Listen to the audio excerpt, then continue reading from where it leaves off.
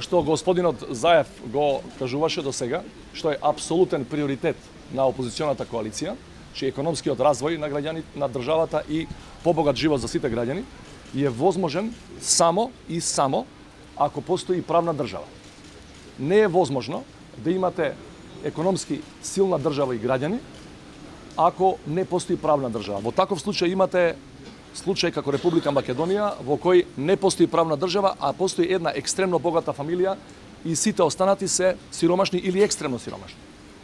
Значи, апсолутен приоритет по 11, по победата на 11 декември, ќе биде правната држава да биде вратена, да биде функционална, бидејќи Македонија денес не е правна држава, а тоа може да се оствари само ако правото биде неселективно применувано.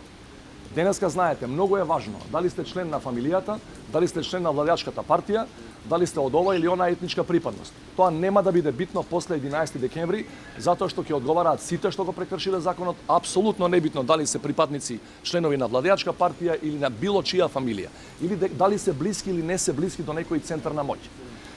И ова втора работа што е поврзана директно со правната држава и неселективното применување на правото, и што е исто така апсолутен приоритет за опозиционата коалиција по добивањето на власта, ќе биде враќањето на сето она што е украдено, односно оплячкано од македонските граѓани. Знаеме дека постојат резерви, дека е тоа тешко, дека во многу држави тоа и не се реализирало, меѓутоа верувајте ми, има многу примери во светот во кои тоа сосема успешно е направено. По падот на диктатурите, најголемиот дел од украденото богатство на народот е вратено назад.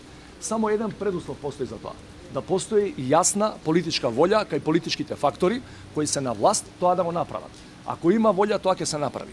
Јас ви тврдам, ние ви гарантираме дека сите институции кои ќе работат на враќање на украдените пари од граѓаните и од Република Македонија ќе добијат ако треба и специјални овластувања и особено никој политички фактор, ниту еден политички фактор нема да им се меша во нивната работа како што е тоа сега случајот.